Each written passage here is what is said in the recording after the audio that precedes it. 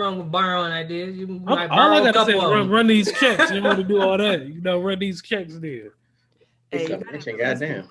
Give credit. Say where you got it from. Shoot. Pay me an exposure. I saw this tweet and it asked, have you ever been approached while you were out by somebody who just like, oh, I follow you on Twitter? Has that ever happened to you?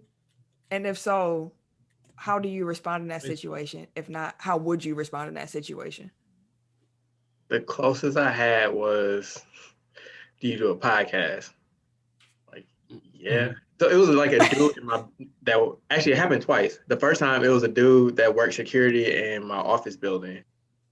I'm like, yeah. Like, oh yeah, it's pretty good. I'm like, thanks. But I'm like trying to figure out like how he made the connection because like, I mean, I guess we got pictures up, but still. And the other one, like, I guess he went to school with Mel, so he listened to the show. So shout out to y'all if y'all still listen.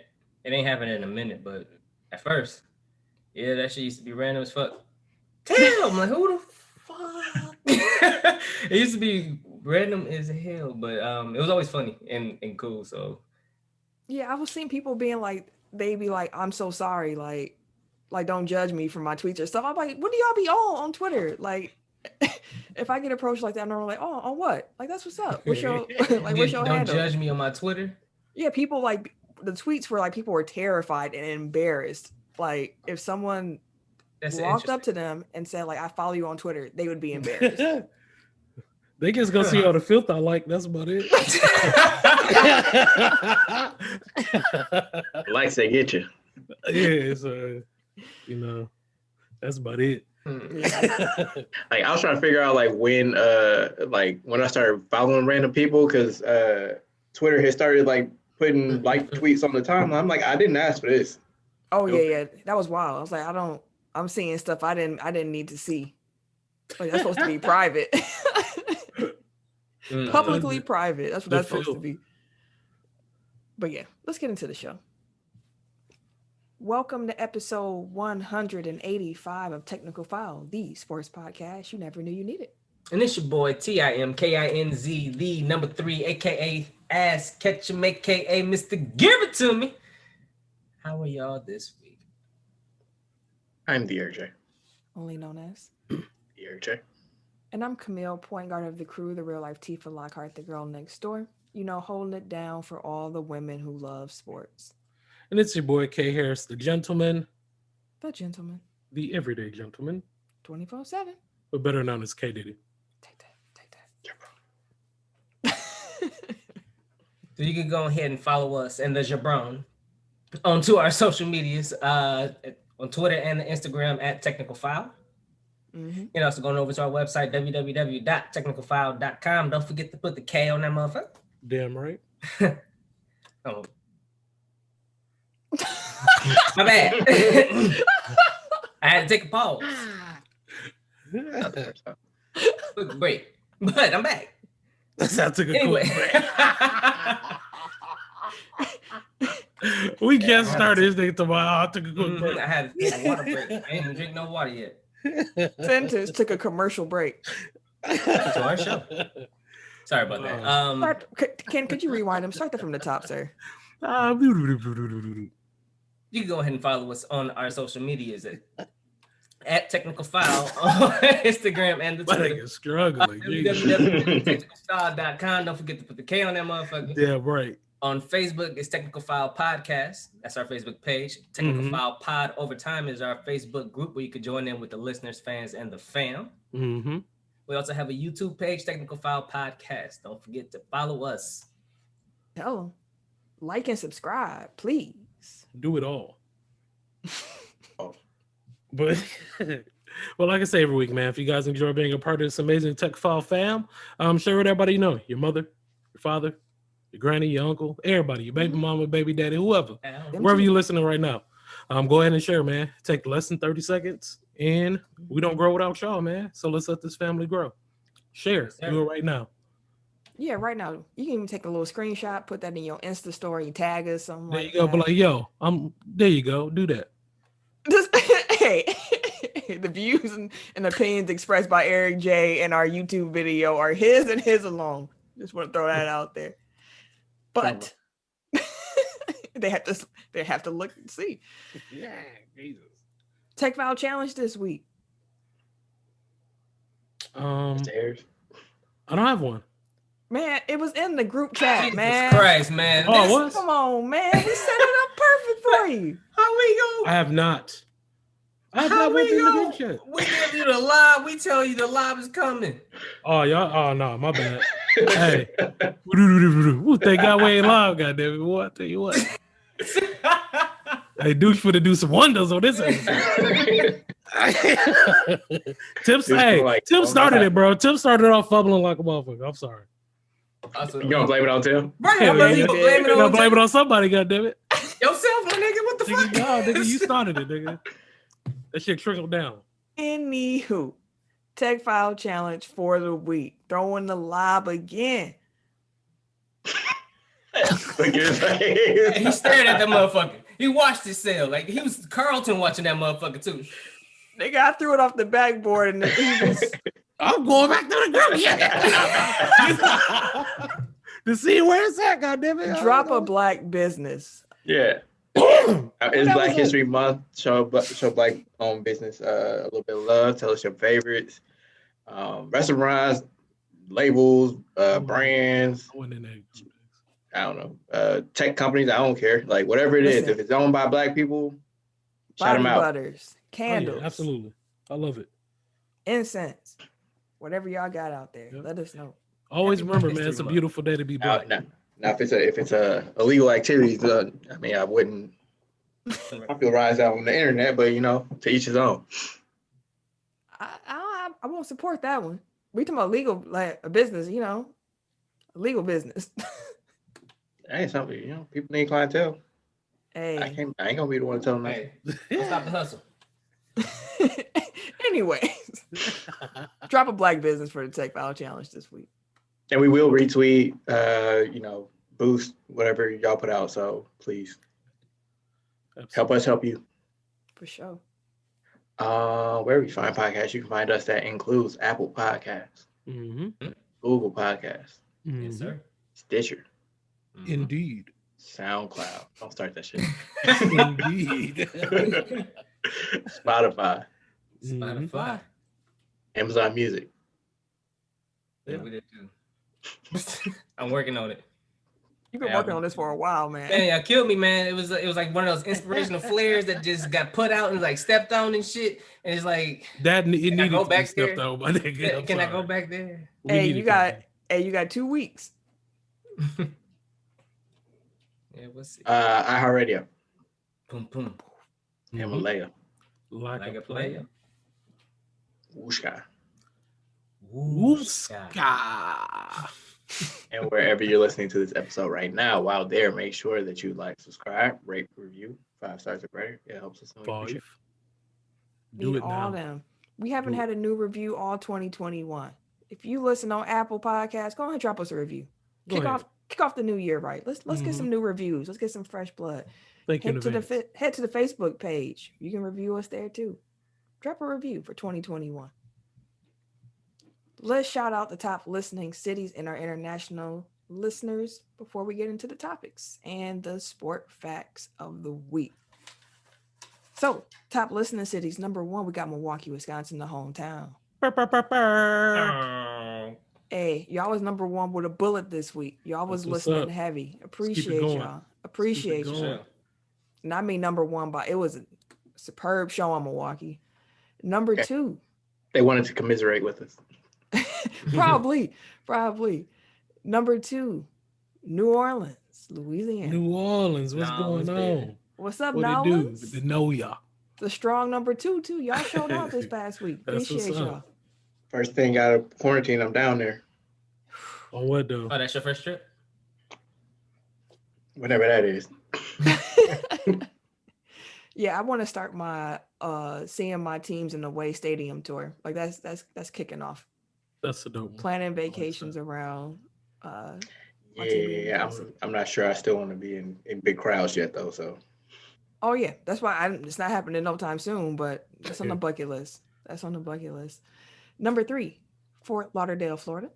Fort Lauderdale, what's going on? Number 4, we got St. Louis, Missouri. The Lou, what's going on? Welcome back. You can find May in St. Louis. Number 5, we got Crowley, Texas. Crowley, what's going on, y'all? Number 6, we got Bolingbrook, Illinois. Okay, Bolingbrook. Oh, no. Number 7, we got Wauwatosa, Wisconsin. Tulsa, what's going on? Name. Number 8, we got Tampa, Florida. Tampa, what's going on? What's going on? I know why you're here.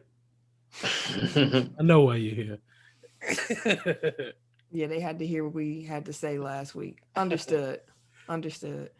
Number 9, we got Appleton, Wisconsin. Appleton, Hello, what's neighbor. going on? And number 10, we got Spring, Texas. Spring, Texas. Welcome back. International listeners, we had some listens from 2 different countries. Belgium. Welcome Oh. back. Eric's like, what is this? And Austria. Austria, hey, Okay. how you doing? That's a new one. Come on back Welcome. now. Appreciate that. Yeah, y'all come on back. Sport fact of the week before we get into the topics. On this day in 1912, so was that 100 and Man, don't make me do math right now. Yeah, don't give me the 109 years line. ago. 102? Oh, 109. Yeah, you're right. 109. Don't give me the line. Anyway, we also a great start, guys. The Collegiate Rules Committee makes sweeping changes in an attempt to inject more offense into college football. The playing field is reduced from 110 yards to 100. The point value for a touchdown increases from 5 to 6. The number of downs needed to gain 10 yards increases from 3 to 4. Passes can be caught in the end zone for the first time, and the forward pass is allowed from anywhere on the field. Previously, a pass could not be caught more than 20 yards beyond the line of scrimmage. Football used to be trash before they started modernizing the rule. You couldn't throw it in the end zone. 20 yards? The fuck was they That God. shit is trash. Man, Hey. pass game. Hey, that's why they only had leather helmets. They need protective shit. Shoot, they needed more because they was really hitting. They couldn't really. But they can build up speed. Like you Yeah. were basically Oh, all that's true. playing in the same area. They That call sound like high more- just running to each other. That sound like more hand collisions Throw that to me. motherfucker dog. Ain't no technique. Dang. Oh no, people used to die, fam. Like they Very almost wild. stopped playing football because like too many players were dying on the field. Mm-hmm. Damn. Shit, wow.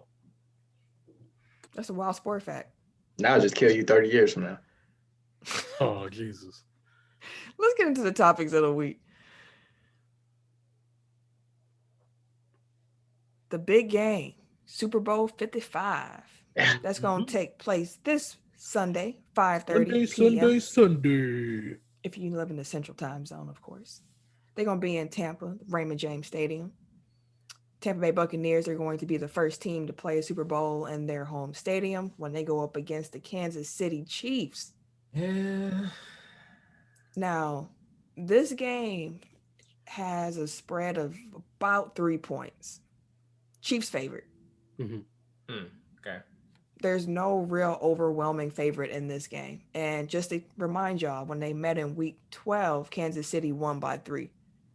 That's the game where Kansas City came out real hot and Tampa Bay looked shook, but then Tom came back and looked all magical in the second half and then made it a game again. Doing what he do. Right. So, first thing, do y'all agree with the point spread? Are y'all expecting a close game? Yeah, I definitely am. I'm expecting a close game. Well, Chiefs you know what? Yeah. Because in these big games, for some reason, the Chiefs like to make them magical, and they like to make them just like high strung, high stress, and even though if it's high octane offense and shit like that, like a lot of these Chiefs games when the lights are on and it's the primetime games, these are some really good games they put on. So yeah, I'll go with it's going to be a close game because of the fact that it's going to be damn near one of the top defenses versus the top offense. I'm it's looking gonna at be just Eric. it's going back and forth. He can make the faces all he want to. Big faces. Right, he's been turning his face. I didn't know his nose could get any higher. Like, but honestly, when it comes down to like some of the top games of the last decade, the Chiefs have been up there. They've been putting on the show and shit. And regardless of if it's the defense or the offense, it's gonna be a show. Mm-hmm. So Eric, I was making that face because I don't remember the Super Bowl last year being all that close. No, last year's Super Bowl No, ended last up being the game. And when you know what? I don't remember Super Bowl. I don't think did I watch Super Bowl last year? It was the Chiefs and Niners, right? Mm-hmm. I don't think I watched it because I was salty about the Packers. It was 31-20, so I guess it wasn't that uncompetitive, but it also wasn't that close. Mm-hmm. Also, didn't they just bust the Bills' ass last week by a lot? I mean, that's the Bills, though. Yeah. I know. I'm just saying. He said like in big games, like they like to make it close. I'm like, not really. But anyway, no, I think Chiefs gonna bust their ass because it's all about momentum, and I feel like the Chiefs have been playing way better in the playoffs than Tampa Bay has. Tampa Bay is the hottest hasn't- team in the NFL. Yeah, they haven't lost a game since. I'm not saying like when they've lost or won. I'm saying like how they've been playing. Like Tampa Bay has been squeaking past, whereas Kansas City has kind of been like handling folks I hear you, but since the playoffs started. they won 7 straight, and all of them in road games. Like if we talking momentum, Tampa Bay has hella momentum. Regardless, Yeah, of like momentum. I'm not talking about like who's won the most amount of games. I'm saying like how have they been winning? Like again, like one play goes the other way. Like Tampa Bay's out in round 2 or whatever it was. Like if Drew Brees could throw a football, like it would have been over. Like it's not like they were just like a lot of ifs and they still got a lot of W's. So regardless, they've been winning and they've been the hottest. I mean, I get what you're trying to differentiate between blowout wins and. I mean, I'm saying like with the Bucks, they bust people ass, but then it's like, but it doesn't matter like if it comes down to the last second possession or like if a team has just been like blowing people out. Like I'll put it like this: the Buccaneers have won their last 7 games, and here are the scores. We'll go like this: Minnesota 26-14, Atlanta 31-27, Detroit 47-7. Atlanta 44-27, Washington 31-23, New Orleans 30-20, and then Green Bay 31-26. They put up 30 points a game, damn near. Yeah. God damn. a lot of them games against like Atlanta and Detroit though. Like you keep making excuses. Oh, no. And they keep getting dubs, no? Like they've been you say excuses. ass, like bro. I'm trying to make it. I'm saying like it. They haven't had the comp or it's been close. Like. That's all I'm saying. Like, it's not an excuse. I'm saying, like, I'm looking at the resume. Like, yeah, they won the game. It's great.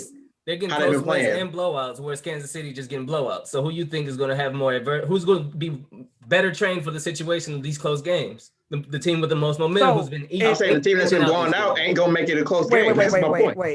Wait. Tim, are you picking the Buccaneers to win? Damn, I'm going to go with Tampa Town. Because you were getting passionate, so I had to make sure that that's where you are. I never fuck with Tom, but I know you don't. But you was. I think I'm gonna go Buck. You know how I feel about defense too. Yeah, but it almost felt like the Raiders. Not the Raiders. Raiders Bucks Super Bowl. Top defense, top offense. Even though it's not the number 1, they're like number 8. But yeah, I was like, but still, they are a top 10 defense. You can't take that away from them.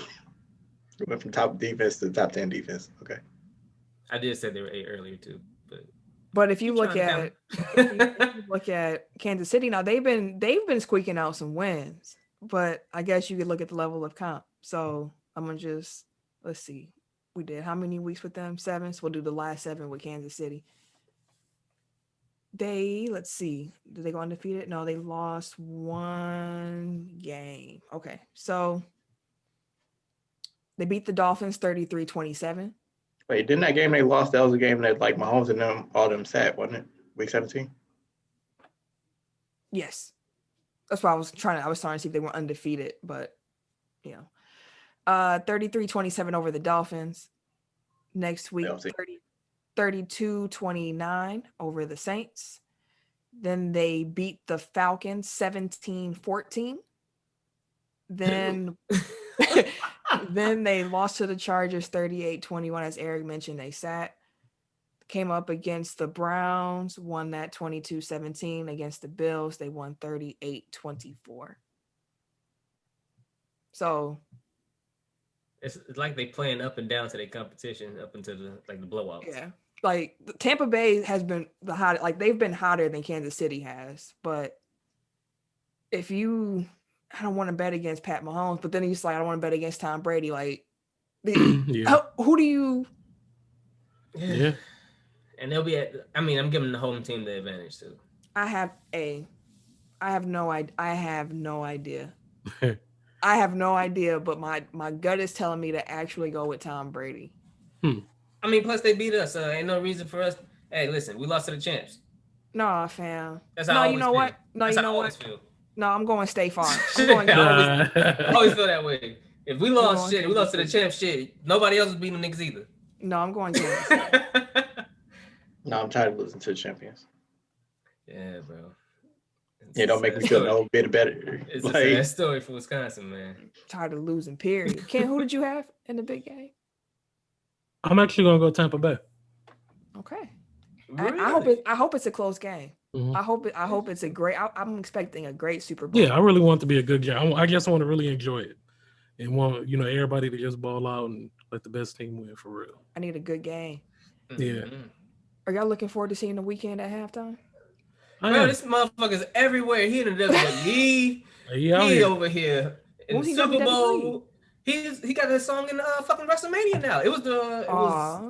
What was it earlier? It was like pay-per-view a couple pay-per-views ago. His song was on there.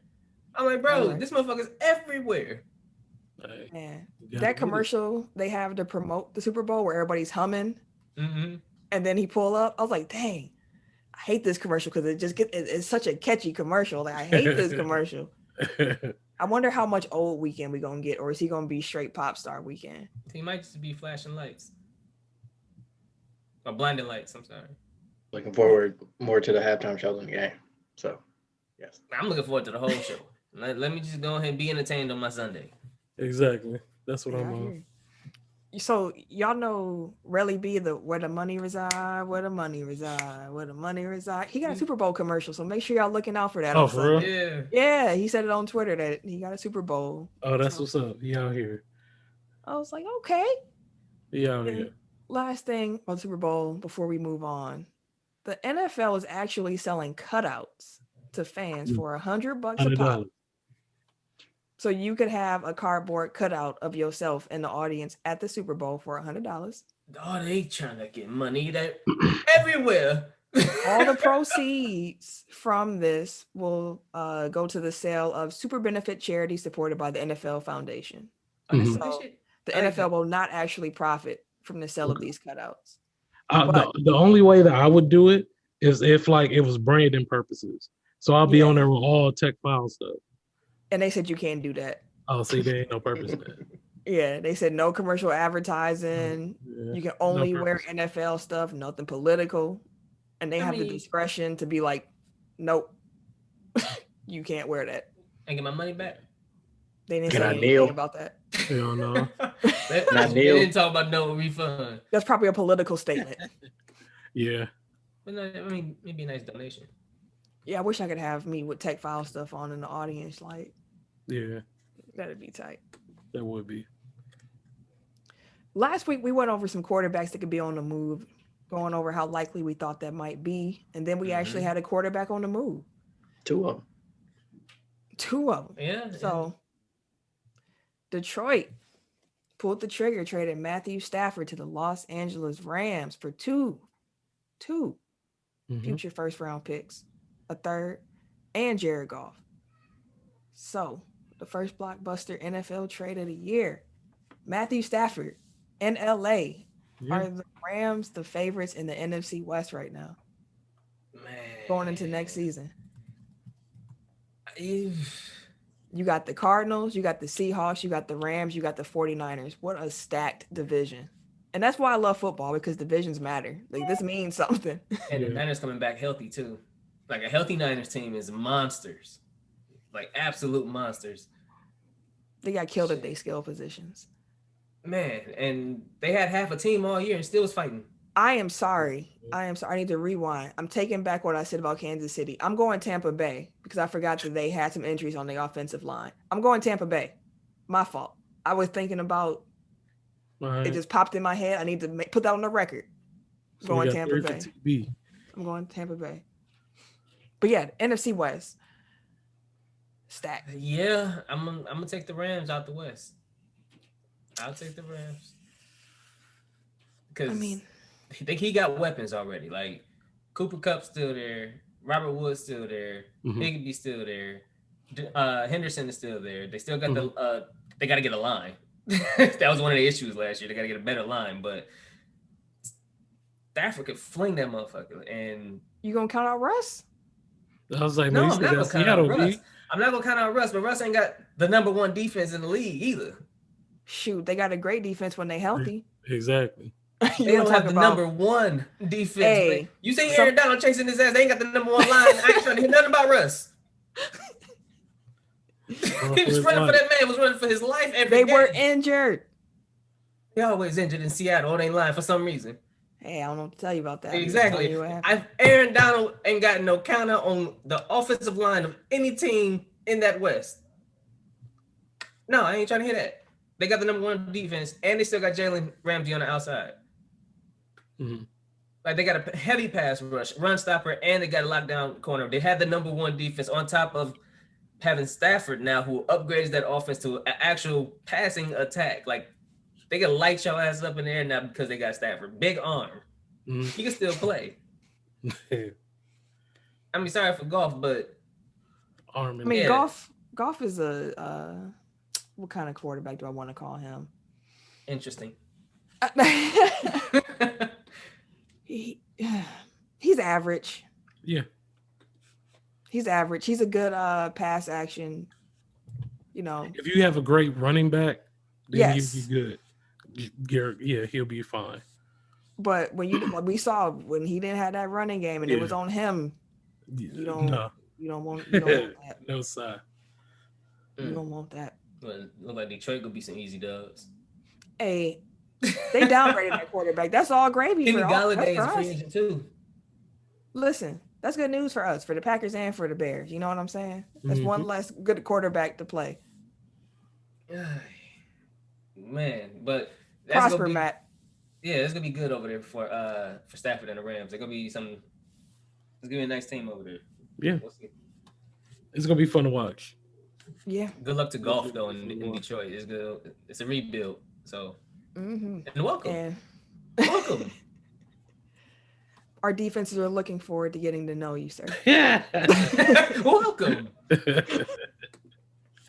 It's gonna be a buffet. Like, okay. There's a reason why Stafford wanted to get the fuck up out of there. Like, circling that, like stack game. Let's go. And the Vikings defense too. Like, come on, man. Too many hits. Come on, man. But yeah, Deshaun Watson, he actually officially put in his trade request. He said, I want to be out of here. He changed his social media profiles and everything to say athlete. There is no mention of those Texans anywhere. Right. And the Texans brass came out and was like, we ain't trading him. He's not going anywhere. It's not happening. He's not going anywhere. Pretty much, because they stood on it like, nah. Like, fuck what he talking about. Nah, we just signed this man. We gave him all that money. They had multiple people stand on it like, no. We not. He went in there like, read my lips. We ain't trading. We ain't trading. Stop calling, motherfuckers. Yeah. So that makes me wonder. I wonder what Deshaun's counter to that is going to be. Will he actually? You think he actually sit though? Will he be Le'Veon at the quarterback position? He gonna sit out? That'd be a huge statement though. That's game changing too, low key. You under contract? Yeah. You under contract? They paying you all these millions, all of these millions. Yeah. Like, That is true. I That is true. understand that they are a shitty organization, but they literally just paid you all of these millions. Yeah. Then they probably, I mean, like if he's willing to light all that on fire at this point, like you got to imagine like certain promises were made that weren't kept. Yeah. Because I mean, if he just signed, that means that he was on board after the DeAndre trade. Like he was on board with them bringing back Bill O'Brien. Like I gotta imagine. I don't know. Like I don't have any inside information, obviously, but like you would imagine that means that there was some type of breach of trust. Like on top of telling him that he would have input on the hiring of the GM. Like people don't go from 0 to 100 in, well, I guess in his case, 2 to 10 in a single season if other stuff wasn't happening. So, like, I get it. Like, yeah, he signed his contract. I mean, we all know NFL contracts are kind of wrote in dirt, but like they kind of hold you to it when you're a player, even though, teams do everything they can to get out of this situation when they can. See Golf, Jared. But yeah, so I've said all along, I don't think they're gonna trade him. Like, so it really does come down to is either they get bowled over by like a monster offer, or he has to sit. Man, if he or have to be willing to sit, I should say. He will lose some money. Yeah. He can get fined a little bit over $95,000 for missing minicamp, and then he can get fined 50 stacks a day for each day of training camp he missed. Plus 1 week salary on top of that, which is about $620,000 for each preseason game that he misses. Well, good thing they gave him that signing bonus. He can afford it. Hey, good point. Get my money up front. What y'all talking about? Broke boys? But we'll see how that goes. I'm interested to see what his next move is. We spent a lot of time talking about the different options over the last couple of weeks, so I'm interested in seeing how it unfolds. He gonna come back to camp overweight like James Harden did. We can't put this out there. Pull James and get out of there. He would definitely get hurt. No, they wouldn't throw him out there like that. We'll see how this turned out. Shoot, they might be spiteful. Like you said, we pay you all these billions. You gonna be on that field. Fat or not. Better get on the good foot. Big Ben, he mentioned that he wants to come back for his 18th season.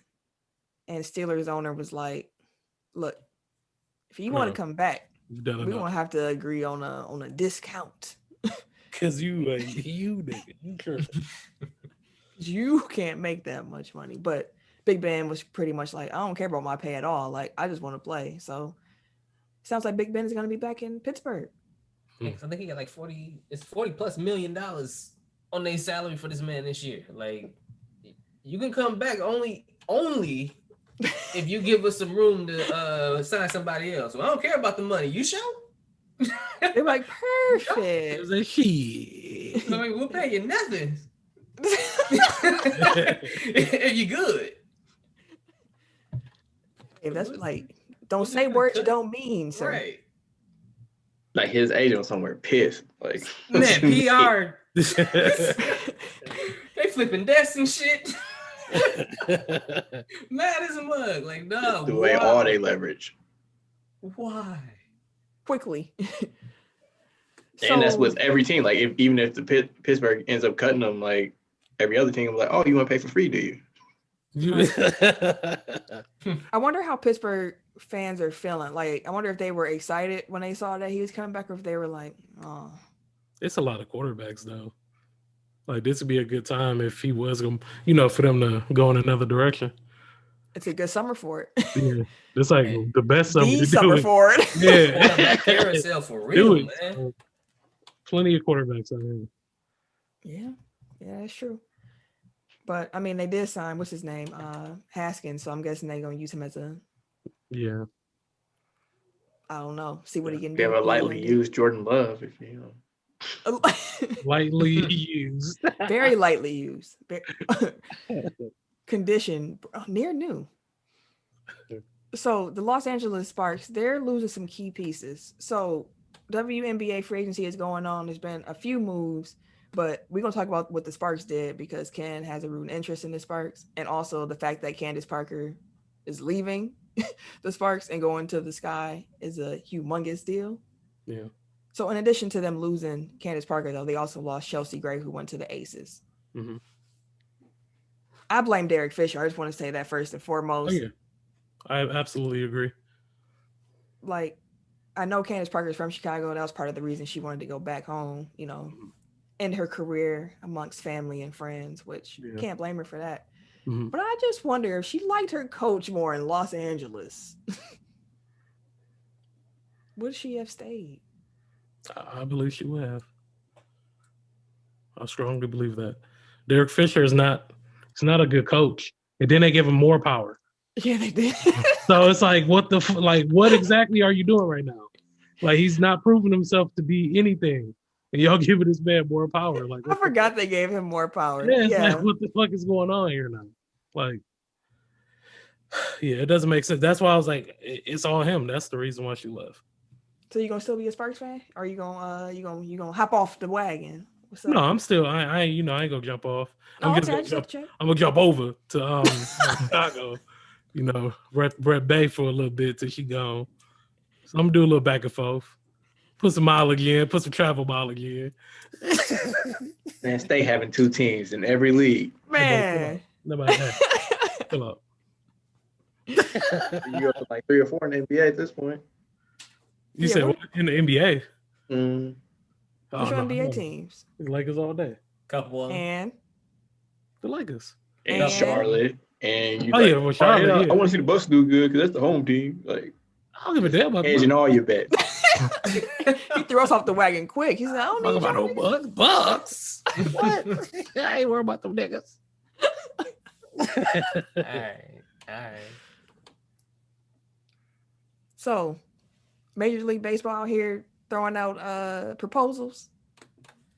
Yeah, so my bad. The Major League Baseball has thrown out a 154-game proposal for the upcoming season and an expanded postseason. But the MLBPA rejected it because they were more so like they wouldn't exchange a DH for an expanded season. Plus, there wasn't any guarantees that they were going to pay him for 162 games, even though it was 154. Because they were like, oh, yeah, as long as we pay the full 154. But that's not accounting for any delays, any cancellations, or anything like that. And they're like, bro, y'all still not guaranteeing our money. So, nah, we good. We'll be at training camp on time, like we said we would. And we'll see y'all later. We'll talk about this later. So, it'll be interesting how these negotiations still go between them because they still got to get the bubble stuff together. They barely scraped through last year. So it's gonna be quite interesting to see what happens. Players ain't trying to do 2 a days, 3 a days no more. Not again. Shoot, that's why they didn't want the season too. They like, y'all got a couple more back-to-backs in this 154 with the season starting a month later, and we ain't you ain't putting me through that again. But yeah, so baseball will go on as baseball does with the league and the player union, not in lockstep with one another, but just doing what they need to do to make some money. They just putting up with each other for the for the check. All right, we go agree to disagree. All right, have a good one. Right. But on a different note, we want to pay our respects to John Chaney, the longtime Temple coach and the Hall of Famer who passed away this past week. He was at Temple for 24 years. They had 23 winning seasons of that 24, 17 tournament appearances, and 5 Elite Eights. That's crazy. Been garbage ever since. Yeah. And even more than that, like on what he was able to do as a coach, like from everything I've read about him and seen about him and the feedback, he was just a great man. And one thing about getting older and the past year and a half we've been on here just in life, like the mark you leave on the people who knew you and knew of you is the greatest like sign of what you did during your time here. Like there's no better compliment than somebody saying like you have all these accomplishments and yet and still you are a better person than anything that you ever accomplished. That is the ultimate compliment. And that's one that Coach Chaney had. So definitely want to pay respects to him. for sure. And with that being said, we're gonna come back up. We're gonna go to the radio. No, that was smooth. I give it a thumbs up. I do too. I can't support nothing that man do. Yeah, at least he being true to himself. Yeah. But 4 out of 5. That's pretty good. 4 out of 5. There was a Twitter post from @HoopMixOnly. You see how we credit where we get stuff from? Stating that the 4 most influential basketball players of the last 30 years are Michael Jordan, Kobe Bryant, LeBron James, and Steph Curry. I dropped this in our Facebook group and it got crazy interaction, so I wanted to bring it to the podcast. Do y'all agree? 4 most influential basketball players of the last 30. So that's going back to 91. Jordan, Kobe, LeBron, Steph. I'll give you Jordan, LeBron, Steph. That's everybody now.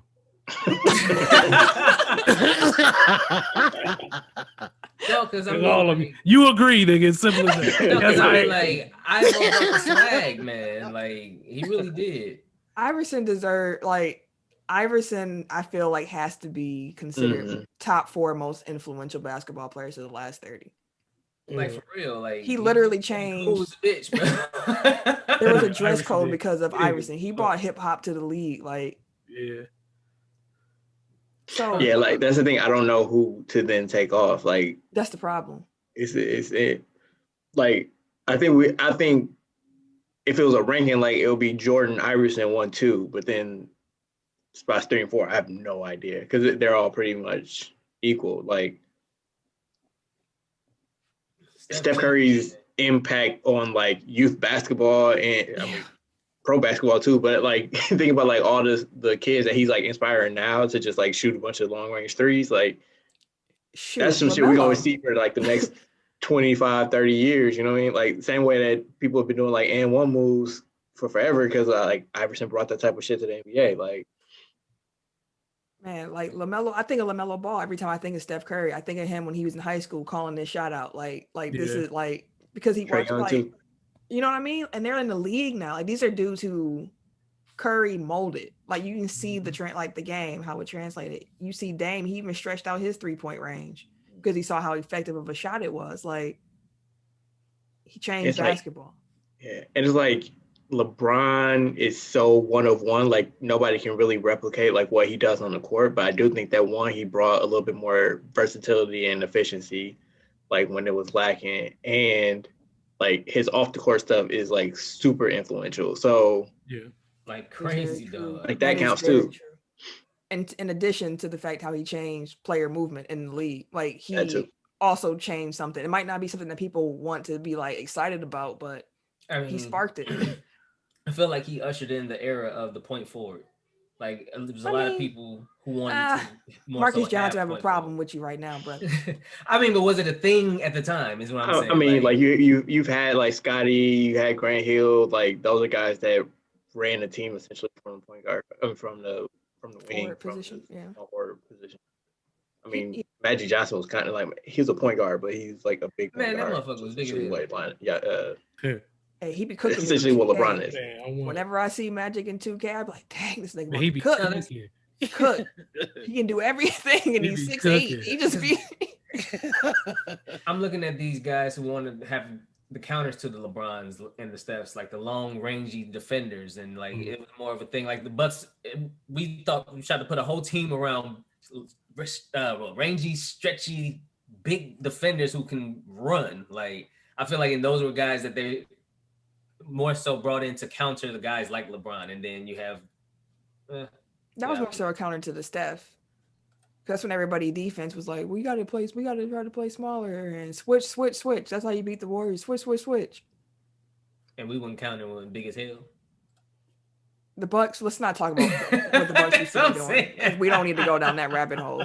Just to kind of finish this off though, like, and then like you have Kobe, who like his mentality, like his dedication to the craft, like his, put put the team on my back and do everything myself, like that also inspire, like for better or for worse, like that inspired a whole bunch of people too. Like look at how many dudes are like Kobe dudes essentially in the NBA now. Like you have Giannis, you have Jason Tatum, you have like Westbrook, like those type of like competitors are like they draw a direct line from Kobe and like idolize them growing up. So it's like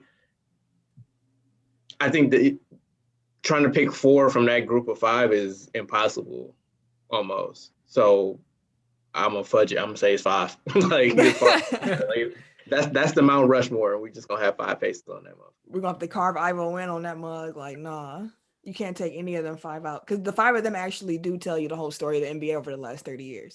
Yep. Yeah. The 5 of them. Yeah. Which too bad for Kevin Durant. It is. He's gonna be one always of second best. Yeah. I mean, he's MVP. I mean, like he's always like the second guy. Like he's never like the like even his MVP. Like people are still saying LeBron was better. Yeah, LeBron should have. We all know LeBron could have won for like a decade straight. Right, but people get voter fatigue and all that stuff. So the decision made people feel bad. So so this is big news if you watch, your local basketball team on your Fox, whatever regional network you listen to. So here we have Fox Wisconsin. So Fox Sports Wisconsin is being rebranded by Sinclair, and they're going to be known as Bailey Sports. Bally? Even worse. So Bally paid Sinclair $85 million over the next 10 years for the name and rights of it. What is being rumored is happening. I just want to say it because if you are a cord cutter, you might have been finding it difficult to watch your home basketball team play because Fox Sports Wisconsin, for example, is only on, I think, AT&T TV at this moment if you're a cord cutter.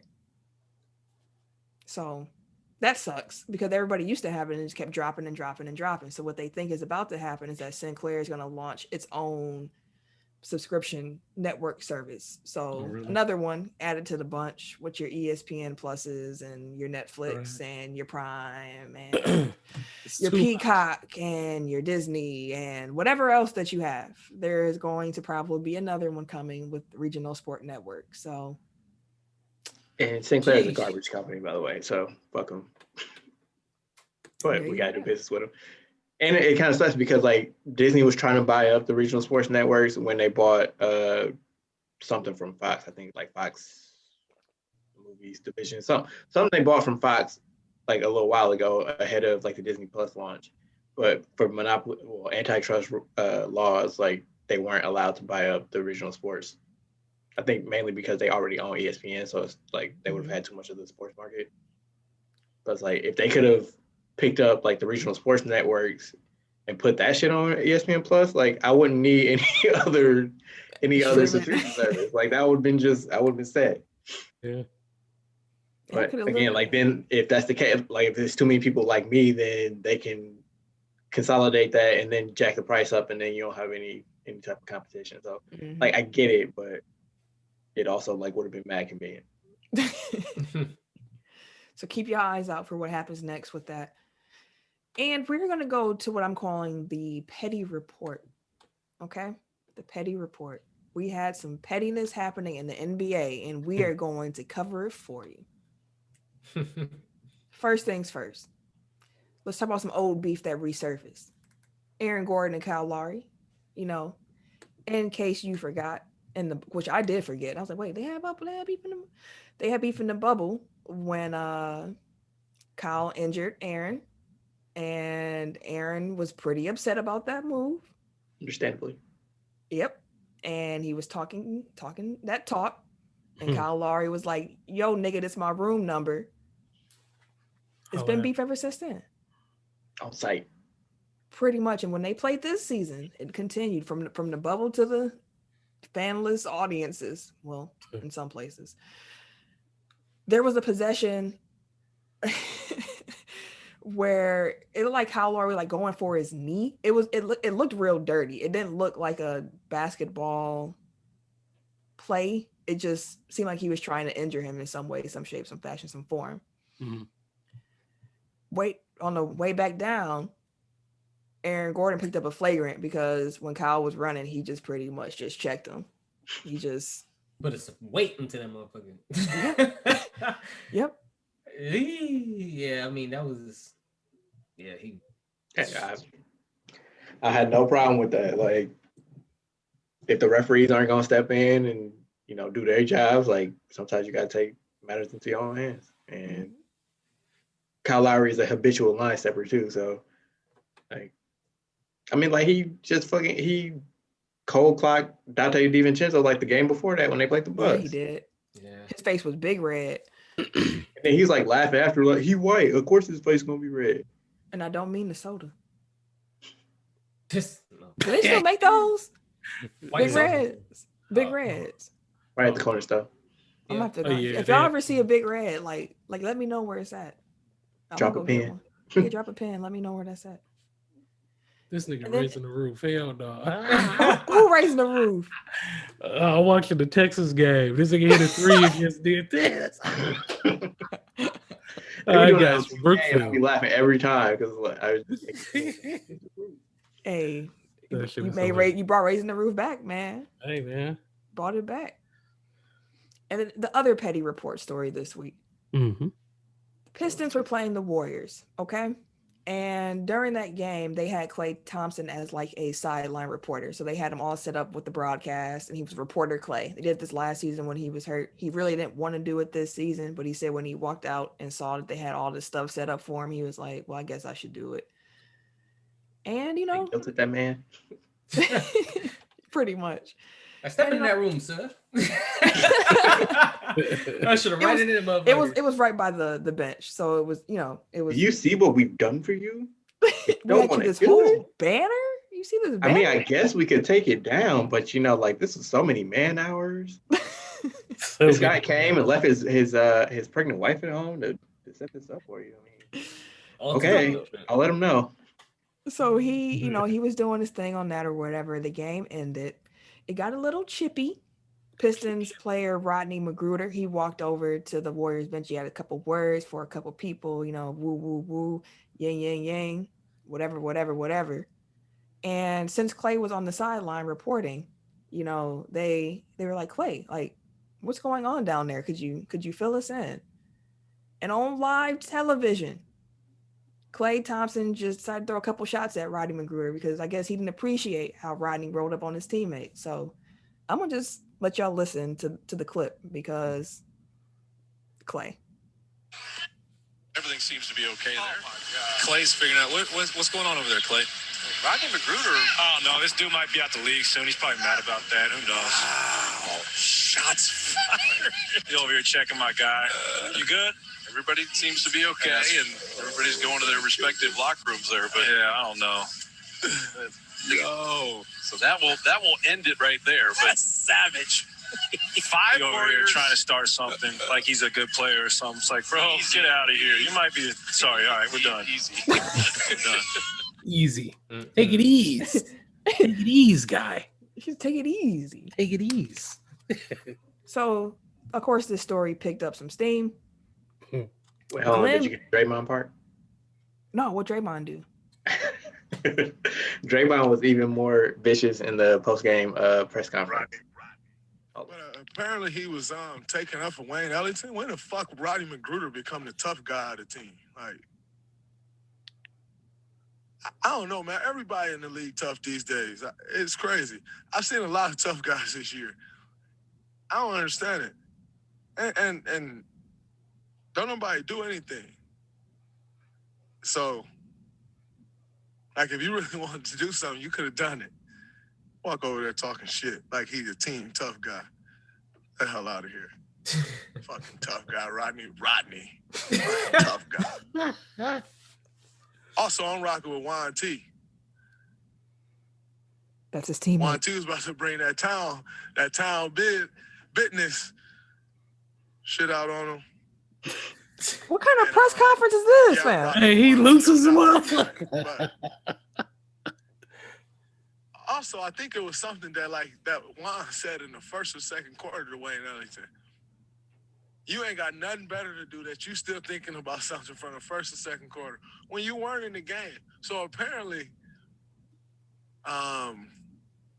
Wayne Ellington must have went over to the bench. I guess he went and told Rodney McGruder because he hadn't been in the game. Yeah. I don't know, man. There's too many tough guys in this league these days for me. But I know ain't nobody scared of no damn Rodney McGruder. Damn, bro. He ain't shit no dude. Rodney McGruder. He's like Rodney. Rodney. Fuck out of here. That's wild.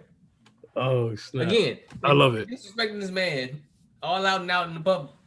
He ain't got the right to get mad. Hey, Rodney better step out. Step right. You better watch He out. could have had Twitter figures. That's what he should have had. Speaking of, Glenn Big Baby Davis, he had some Instagram fingers, and underneath a comment about this story, he said, saying ish like that, I see why he stayed hurt. Karma, with a facepalm emoji. And everybody was like, dang, you talking about him getting like, they talking about on court, like this is just trash talking. You talking about him being injured? You trash. Mm-hmm. So Clay responded on his Instagram story, and he was like, quote, dang, Big Baby, this what we on now? I can't wait till I see you on the court next year. I'm calling ISO every time. Probably get 40 in the quarter with big fella chasing me around. Laughing emoji, end quote. Now, do y'all think Clay said that full well knowing that there ain't no chance that Big Baby Davis is going to be on the court next season? You talking about the big three? Like, or Drew League, one of them. Maybe man, if you see him in a Drew League, he really will drop 40 on him in the quarter. Like that's not an exaggeration. That will happen. That's wild. That's wild shit to watch the man drop 40 points on you in the quarter. I could see it happen. He could do it. No, yeah. What was this record? 63 and a half? Or I love to see it. Third? You said 63 in the third. I was like, Clay never did that. What was Clay's? His was in the half, wasn't it? Clay he has a record for most points in a quarter. I think it's like 33 or something like that. And his 3-pointer record. What do you got? 14 in the game? It's some wild stuff, bro. Like, just you can't do nothing about it. When he get hot, 37 points in the quarter. 37 in the quarter. In a professional basketball game. Y'all talking about pickup. And you can't do nothing about it. Nothing. He gonna come up the court and he call ISO on you. You can't. He gonna hit 40. That's terrible. It's cold at the same time. I can't wait to see Clay back. I need Clay healthy, and that's something that he was saying while he was getting interviewed. Just saying like, I plan to be playing for a long time, and I don't want to just rush back. So I need to listen to what they're saying so I can make sure that my career is as long as it's just a blip in it. So. Mm-hmm. That's fair. Keep getting better soon, Clay. Y'all know that's my strange NBA crush. I still don't quite understand it.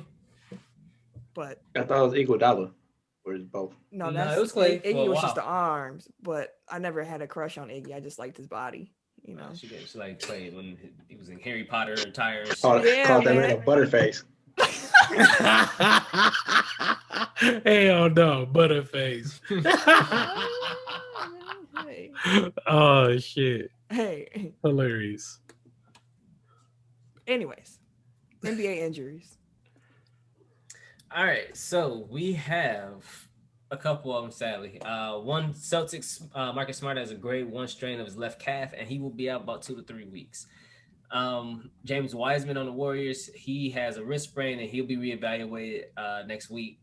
And Magic's Aaron Gordon, speaking of which, has a severe ankle sprain and will be out 4 to 6 weeks. So we wish these fellas the best in speedy recovery. Mm-hmm. Orlando just can't stay healthy, man. Man. You think he's there after the trade deadline? Look, they should have tried to trade Gordon before he just sprained his ankle. Yeah. I mean, he's still gonna have trade value because they know what Aaron Gordon can do. But I think he'll probably be great as a number 3 on like a nice team. 3? I was say he's number 3 on Orlando. That's what I'm saying. Like, which is wild to think about. Yeah, considering the potential initially and all of that. No, he would definitely be a plus player, I think, on a winning team. But that's it. Tobias Which Harris has been the issue in Orlando too. It's like he wants to do things that they feel like is outside of his lane, essentially. Like he wants to be like he always fascinates himself more as like a Paul George than Draymond Green. It's like you embrace the Draymond Green of it all, like you would be like the Michael Jordan of Draymond Greens, but the Michael Jordan of Draymond Greens. Wow. That's wild. That might be the title. If that's the title and it's a picture of Aaron Gordon, people are gonna be like, "What are y'all talking about?" If you could reach your potential, young man, someone let Aaron Gordon. No, I'm playing. Don't let Aaron Gordon know that we don't love them like that. I just feel like I think that if Isaac hadn't gotten hurt in the bubble, like I think this would have been the year they blow it up and just move forward with the young guys. But he did, so then they chose to run it back, and now we see what they're in. So, and here we are. But moving on to transactions, in the NFL, the Houston Texans have a new coach. Is former Ravens assistant head coach / pass game coordinator / wide receiver. That man had 50 million jobs. His name is David Culley. He says that he took the Houston Texans head coaching job knowing that Deshaun Watson would be back as quarterback. So again, I don't know what they're gonna do. Yeah, this is gonna be interesting. Just think about how that would feel though. If like you took a job just because you were like, oh, I got Deshaun, hell yeah, I can work some magic. And then all of a sudden he get traded or he sit out. You be like, man, what the fuck? I mean, they're probably more likely to break a promise to somebody they already have than somebody who they just got.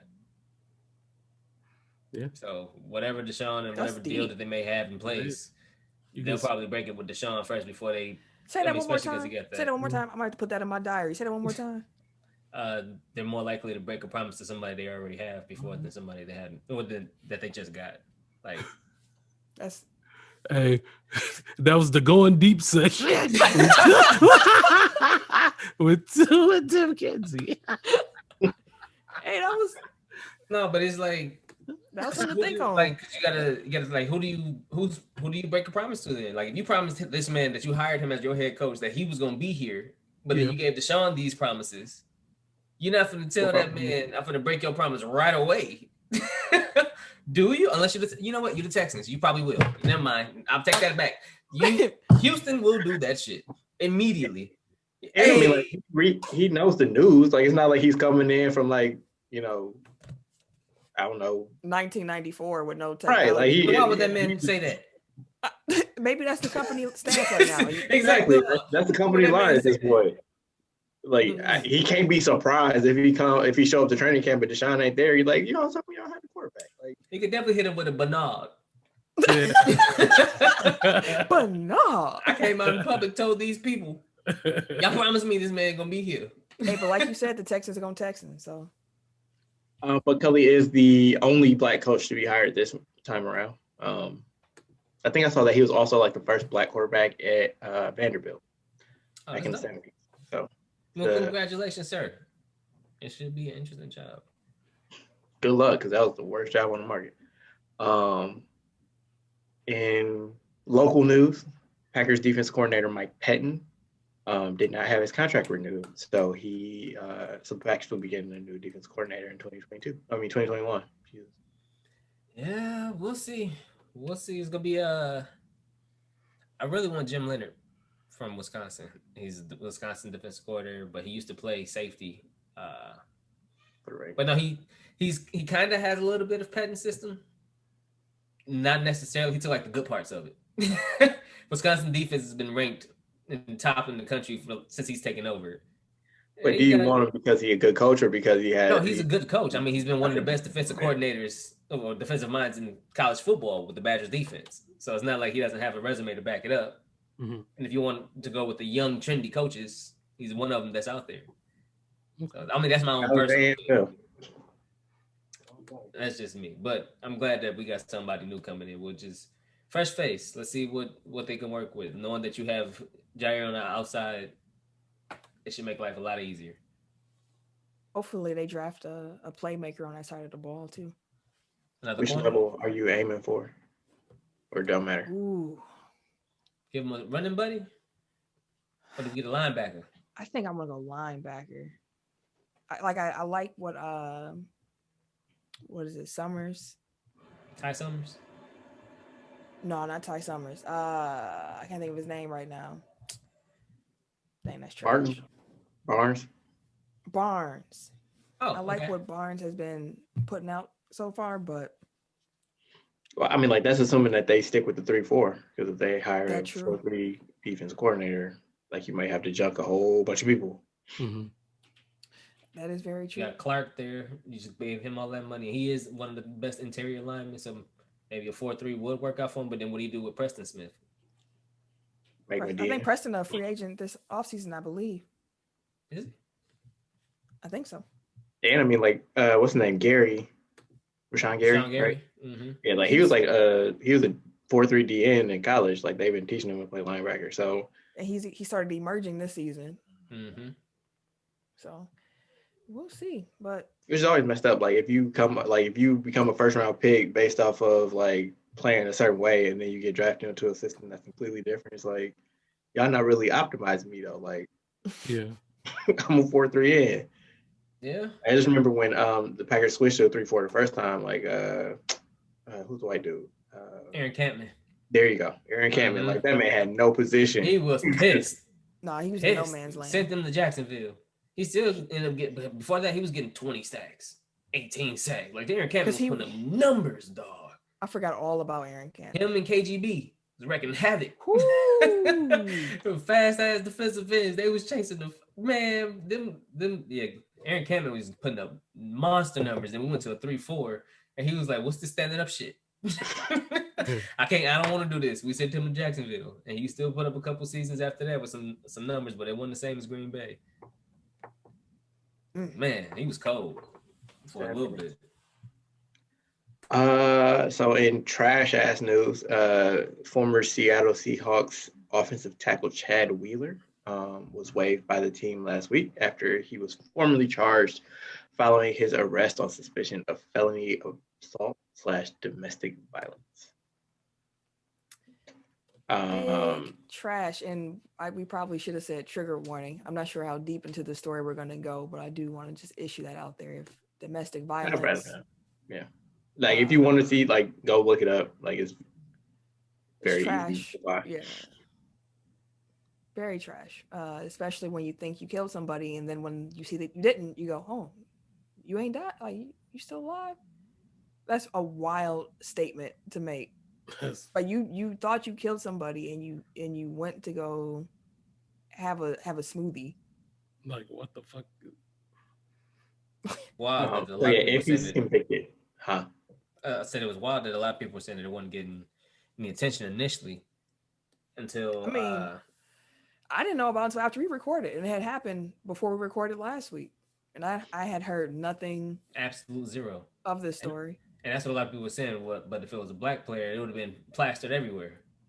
You already know. I mean, it's a backup offensive tackle. Like I don't know how, sometimes it takes time for stuff to kind of gather steam. So I'm not giving him a bit. Like I'm not giving them the benefit of the doubt. I'm just saying, like, it's I don't know how quickly. Like I don't even know who the Packers' backup offensive tackle is. Like I don't know how quickly they have a black one. Like how quickly that news will get picked up either. Like I think it happened Sunday, and by Tuesday, Wednesday, it kind of made its way to the national. So, but anyway, if he's convicted, Wheeler could be sentenced up to 8 to 12 years, which doesn't seem remotely enough, but that's what it is. Wow, shit. He also entered in a not guilty plea. Of course he did. And in the NBA, Iman Shumpert is back. He signed a non-guaranteed deal with the Brooklyn Nets. He spent time with the Nets last season. Apparently, he made an impact on the defensive end and is now returning. It's funny. Anybody with a hair defense. Man, can you still move left and right? All right, come on. I saw a crazy stat. I think it was from Sunday. But since the Harden trade, the Nets have the number one ranked offensive rating in NBA history. Yep. And they also have the absolute worst defensive rating in NBA history. Like if you extrapolate it over an entire season. So that gives you an idea of like of how they're playing right now. You got 140 plus. You just go be in the shootout. You damn sure know Nets come to town. You got to put it at least 140. At least.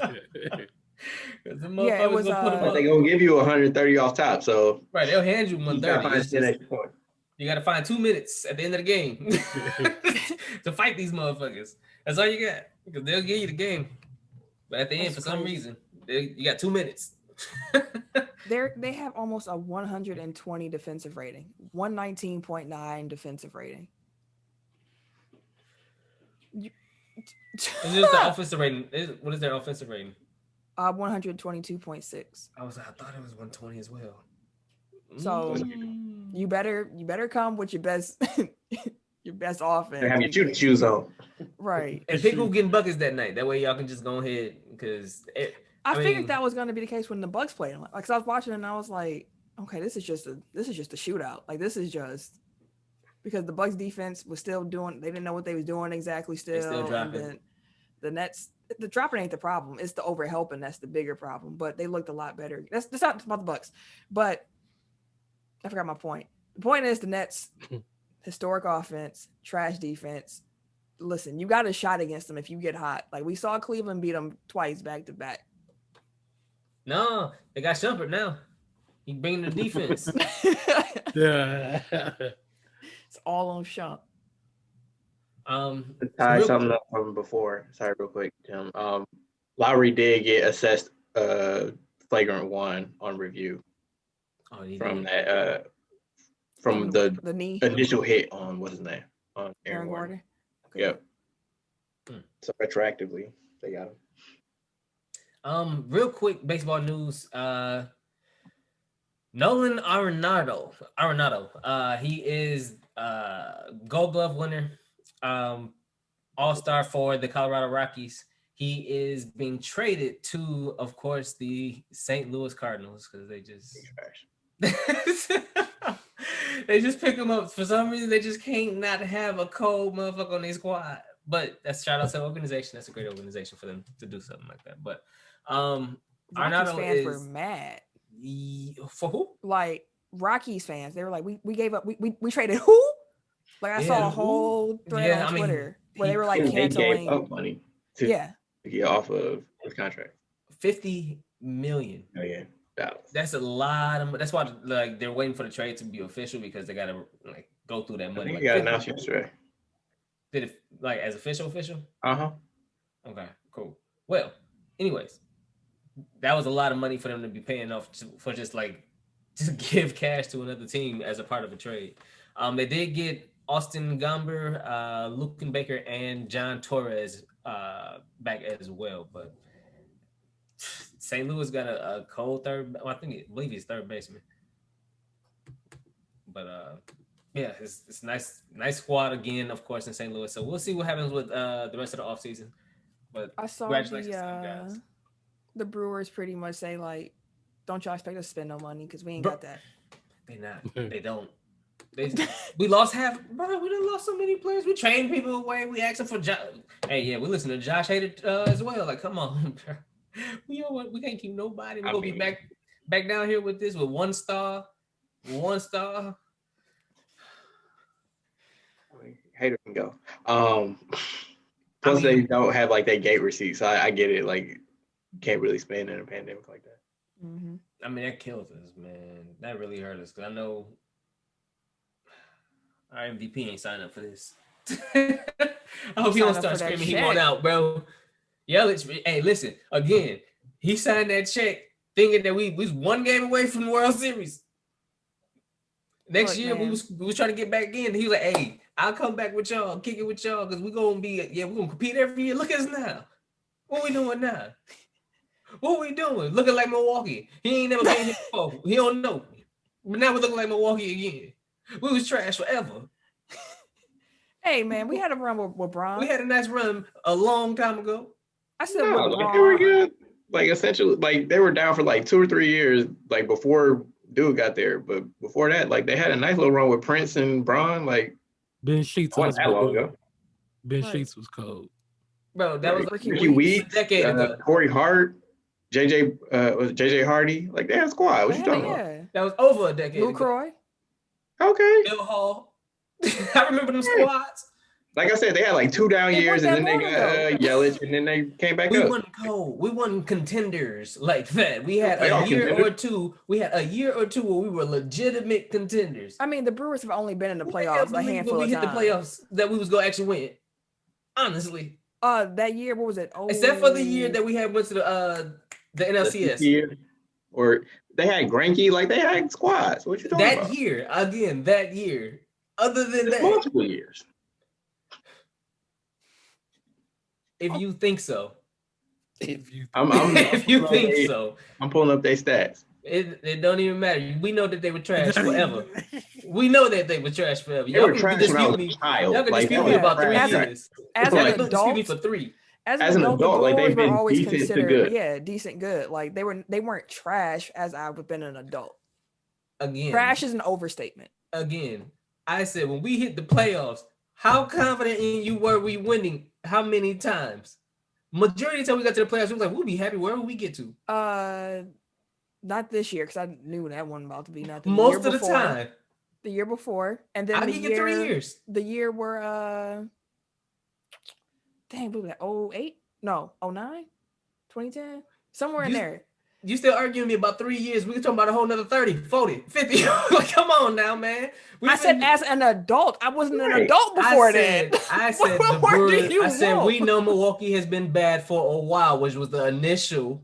But they haven't What I been said. bad They for haven't a been while bad for at a this while. point. At this point in 2021, they haven't been bad for a while. They've been good for a while at this point. They've been all right for a while. Like in the last 10 seasons, which is Move cut, on. like Let's move cuts off on. at Let's just 2011. move on. Let's move on. Let's move on because that's the last 10 years. But let's move on. Let's move on. I'm only 31. That's fine. Let's move on. Let's move on.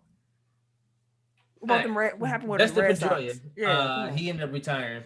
He used to play for the Red Sox. He is a legend. He has won 3 World Series with Boston.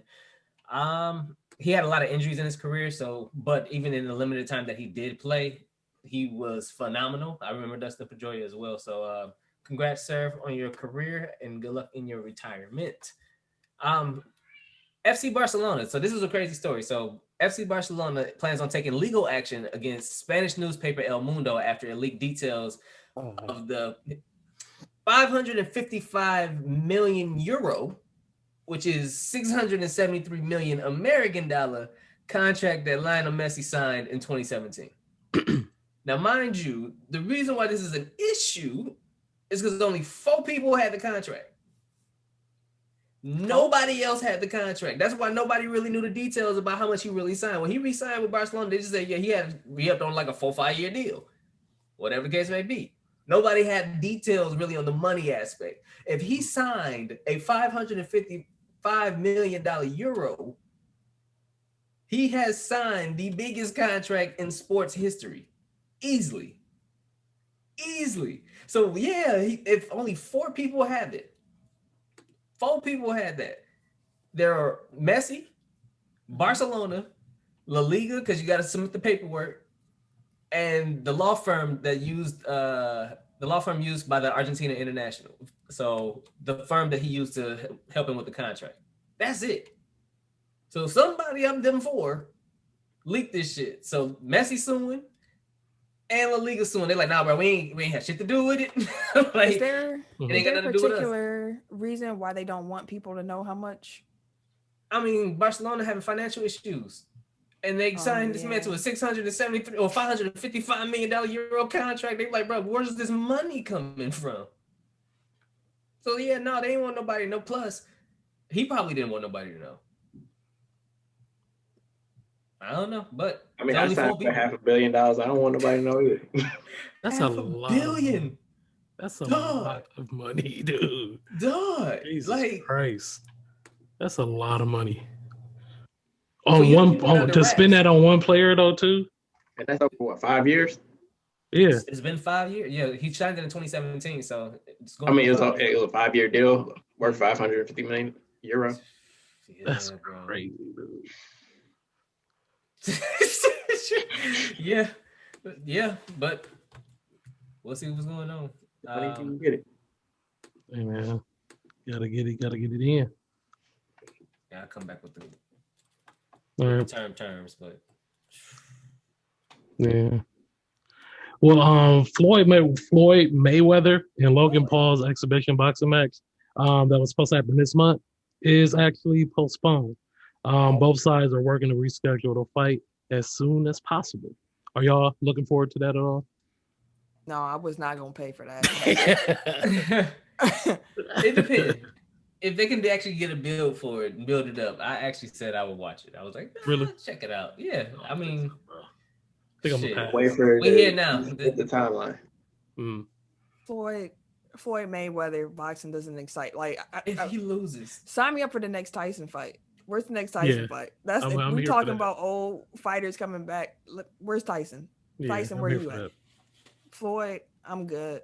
I am good on you, sir. Hey, Holyfield said he come back.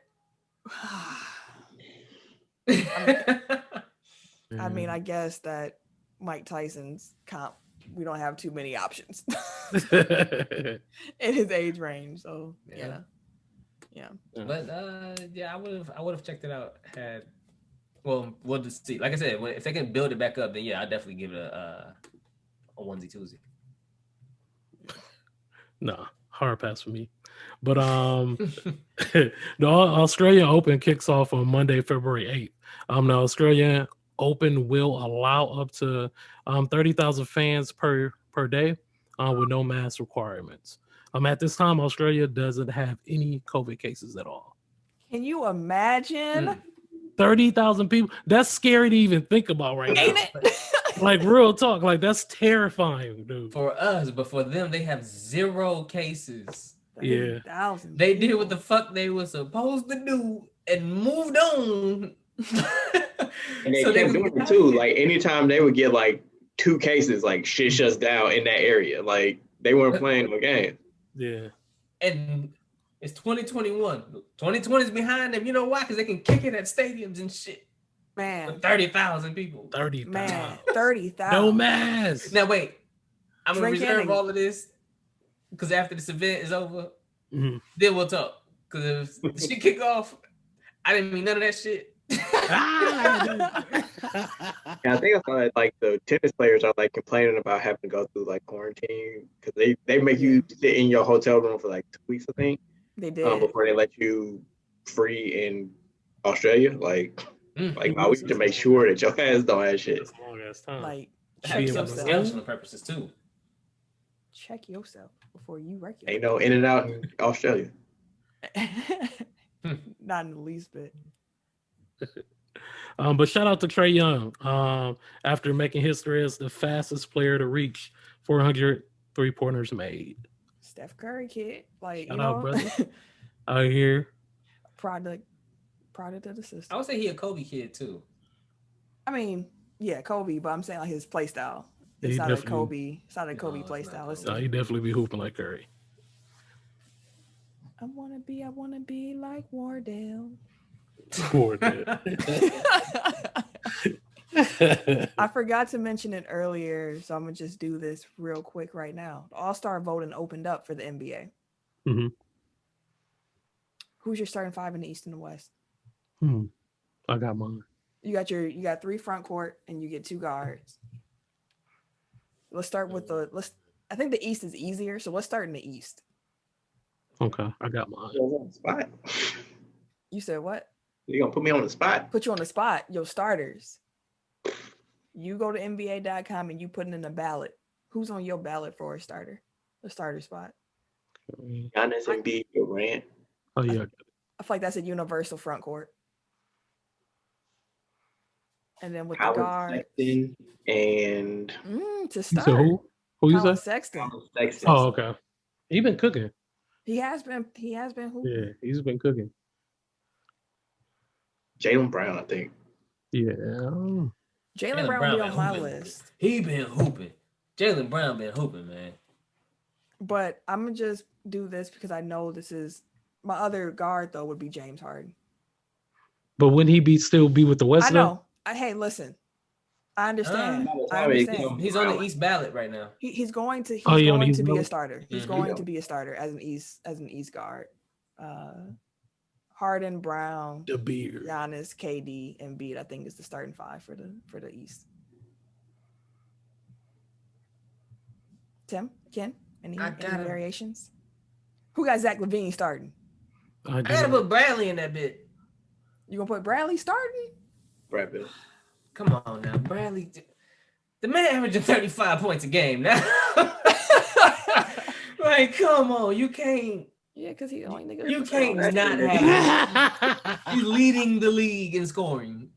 Y'all gonna have him on the bench? No, I think he's an all-star, but I think he's on the bench. I don't think he starts. 35. I mean, he was leading the league in scoring last year. He didn't even make the game. So yeah, that's some these are shit. facts. Man. Because again, like if every game is like what we were talking about with Brooklyn, where it's like 130, like guaranteed, like yeah, somebody got to score points. Like yeah, don't be him. Ain't nobody within the arm's reach of him though. On his team, you talking about? No, in the like, league. I think Durant's like 5 points behind. 4 or 5. Yeah, I think he's That's a nice jump. No, it is. It is. I just wanted to make sure I knew what you were talking about. But yeah. But off the bench for Bradley Beal in my book. Okay. All right. What about the West? I feel like the West is more difficult. Yeah. I'm going to say this off top. I'm not putting Paul George in it. I don't give a fuck how well he's been balling. I will not say he's a starter. Fuck him. Even though he can be, but fuck him. I think okay, LeBron. Yep. Yeah, I agree with that. Joker, bro. That motherfucker. Curry, Steph, and Luka. Kawhi. Luka. Nah. Luka be a guard. He's in the guard slot. Yeah, the big Plus, like, on my screen, like that was kind of trash. They are, but he also almost. I mean, it's a numbers argument. He's almost averaging a triple dub. I can see him. I can see it's a numbers argument. Put Bill in. Huh? If it's a numbers argument, put Bill in. That's what I'm saying. Like I don't have Bill in either. Like just because you put up don't mean that it's contributing to winning. I'm just saying, I think he has a stronger case to start than Bradley Beal does because the Mavericks, even though they're struggling, have been doing better than the Wizards have. Yeah. Like the Wizards have been bad, like bad. So like, I'm just saying, I'm not saying right now that Luka has my vote, but I'm saying like a starting guard, I could see it being Luka. I agree with the front court. LeBron, Jokic. I would have Kawhi in there too. I didn't realize that he was putting together a 50, 40, 90 season. Like, no, Kawhi been hooping and he's still been playing defense. Of course, because that's Kawhi. Yeah, that's robot Kawhi. dude. Like, dude is just unreal right now. Like, shit, he's just. Also, I agree with Ken saying Steph. Like, I think that's definitely a guard. Yeah. Talking about losing teams. No, I'm playing, but no, my guards would be Steph and Dang. How do you feel about Donovan? Bench for sure. I think he makes it. He makes it. I think he might have Donovan over Dame at this point. Because I'm like, Donovan in Utah was hooping. Like we spent years, like both of them are having great seasons. And Utah's team success has been a little bit better. A lot better. Utah's number 2 in the West. Just won 11 straight. The last 10, they're 9-1. Oh, because they just won 11 straight. Mm-hmm. They just won the other day. To Denver, I think. Yeah. Like, and Donovan has been a huge reason why. But, that's why I'm like, yeah. Donovan, Luka, Steph, Dame. And it depends. The fan is interesting to see what the fans do because they get half of the starter vote. So we shall see. But blow the whistle time. And I don't know if you're familiar with the story, but I might need you to co-sign a little bit on this first part. Okay, yeah. I got you. Connected. All right, so my blow the whistle is on Juliana Carlos, I think her name is. Courtside Karen. Courtside Karen. Courtside Karen. She got a nickname quick. So for those that aren't aware, she was sitting courtside, which I didn't know we were doing at this point, but we'll get to that. She's sitting courtside at the Atlanta Lakers game. Was that Monday night? Apparently, she and her husband were heckling LeBron. He had some choice words for her. She had some choice words back. And LeBron was like, all right, get them out of here. And they ended up getting each other.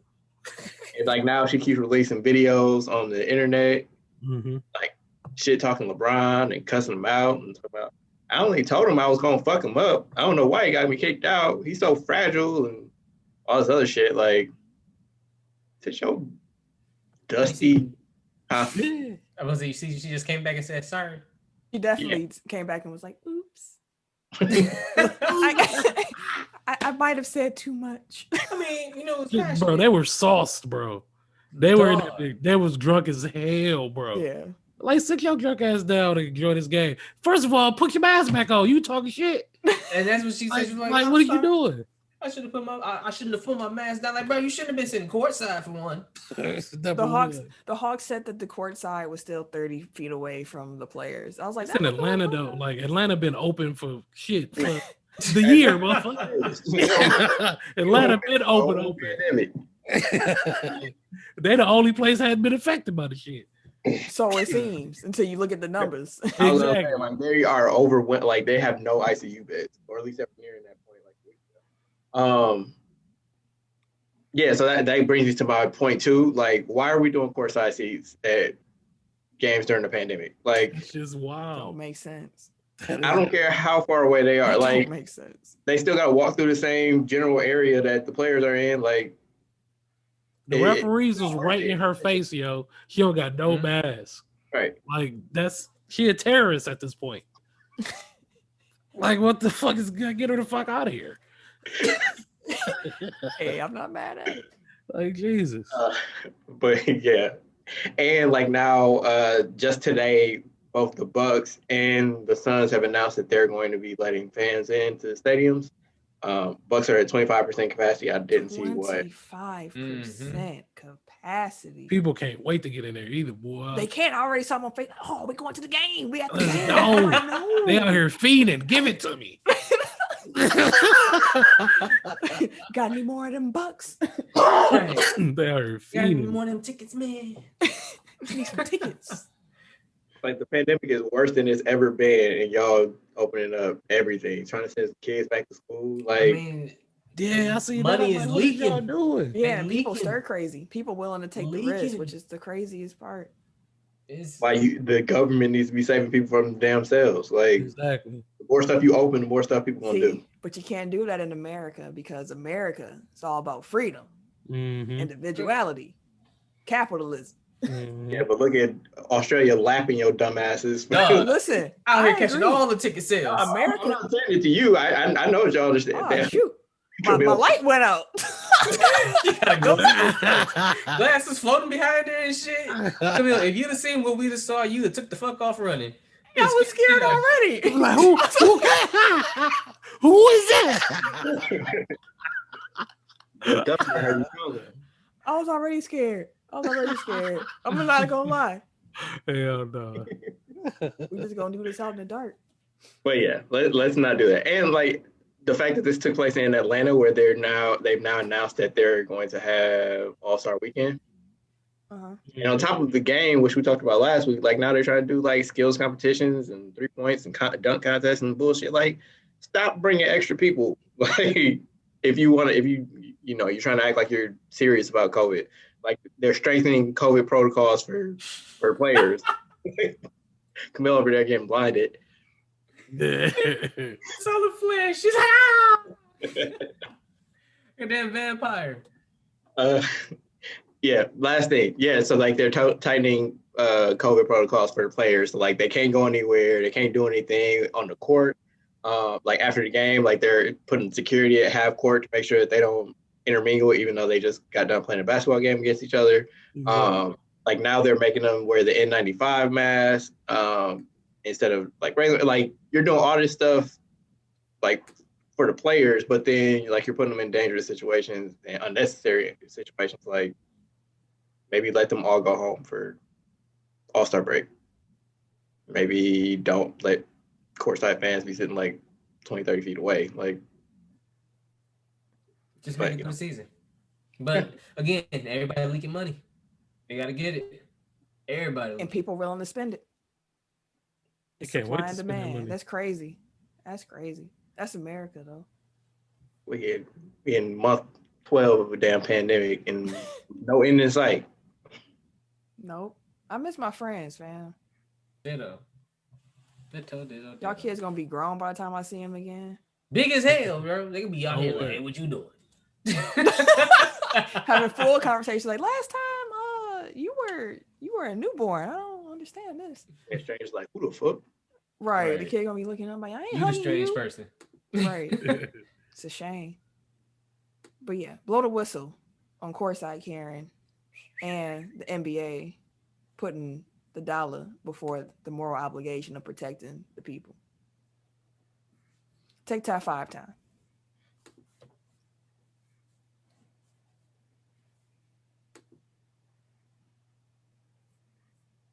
I forgot that we gonna actually have a winner this week.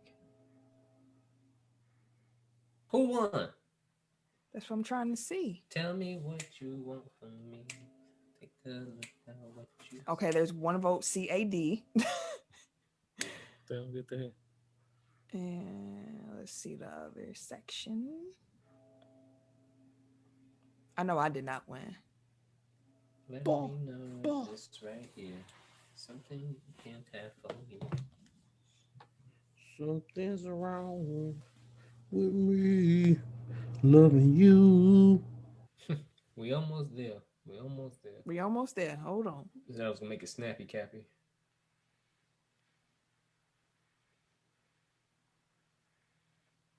Okay, A1. Who had Rajah Bell at number 1? Me. Okay. Oh. Or no. Right. Yeah. Yeah, Yeah. I think so. At Raja. All right. So last week's Tech Top 5 was top Kobe rivalries. Ken won the poll last week. Shout out to you, sir. Shout out. Thank you. This week, since we lost Coach John Chaney and we recently also lost John Thompson, we are going to do the best Black basketball coaches. So we're going to pay some respect to some coaching giants. Mhm. Tim, what's your top 5? So just run through real quick. We got Mr. John Chaney, number 5. Number 4, I got Clarence Gaines. Number 3, I got Sir Doc Rivers. Doc. 2, I got John Thompson, and number 1, I have KC Jones. A lot of love for KC Jones, eh? Man's coaching career was, he got 12 rings and 4 of them from coaching. I mean, them Celtics. They were good. He got 2 as an assistant coach and he got 2 as a head coach. But yeah, he got 12. He still, I'm like, damn, you still kept winning. Yeah. Oh, that man was a winner. I mean, it's interesting that Pat Riley was considered like one of the greatest coaches ever for like what they did in the 80s with LA, whereas Casey Jones was on the other side of that, and like he gets no credit whatsoever. It was the players, like it was just Larry Bird and Kevin McHale and Red Auerbach was the one to put the team together. So obviously all the white men that anyway. Let me stop. So at 5, I got Nolan Richardson, Arkansas. 4, Lenny Wilkins, all-time winningest coach, or at least he was. 3, Casey Jones. 2, Doc Rivers. 1, John Thompson. It was funny. I forgot about Lenny Wilkins till I was talking to my uncle, and I was like, "Dang, I almost forgot about Lenny." I did. Like his forehead was huge. just to hold all that knowledge. He had. Why did parents tell you that when you was a kid? It's because you got all that knowledge in your head. That's all. Trying to make you feel You gotta good. find ways to lie to your children to make them feel better about themselves. My list number 5, I got KC Jones. 4, I got Lenny Wilkins. 3, I got John Chaney. 2, I got Doc Rivers. And then 1, I got John Thompson. Mhm. And John Thompson's just so cold for like just what he did for the culture. Like his coaching was great, but like what he did at Georgetown of all places, like Yep. Yeah. Yep. And then the whole story with the drug dealer. I love that story. How he told the drug dealer, like, he said he wasn't as abrasive as the reports came off as being, but he did have that conversation with him, like, you need to stay away from my players. And I respect that. Yeah. Look out for you guys. Got to. So my list, top 5, Tubby Smith at 5. Tubby. 4, Doc Rivers. 3, Lenny Wilkins. 2, John Chaney. Number 1, John Thompson. And there you have it. And with that, that's top 5 for this week. Make sure that when you see that post go up, your vote goes up with it. So let us know who you think won that poll. Let us know who will be on your list as well. And that is the show for the week. Hope y'all enjoyed. As a reminder, like the show, share the show, rate and review the show. Just show some love for the show. We appreciate you. Drop your black-owned business. Black-owned businesses. Share them. If you would like to follow me on social media, you can catch me. Wait a minute. On Twitter at Camille Monet, CAMILLEMONAE, because your mom is fancy. Amen. Add Birchburn on Twitter. That's all you get. I damn right. Everyday_gentleman on Instagram, K Harris 216 on Twitter and Snapchat. And it's your boy, TIMKINZ, the number 3, aka Ass Ketchum, aka Mr. Give It To Me. We'll see you next week. Happy Black History Month.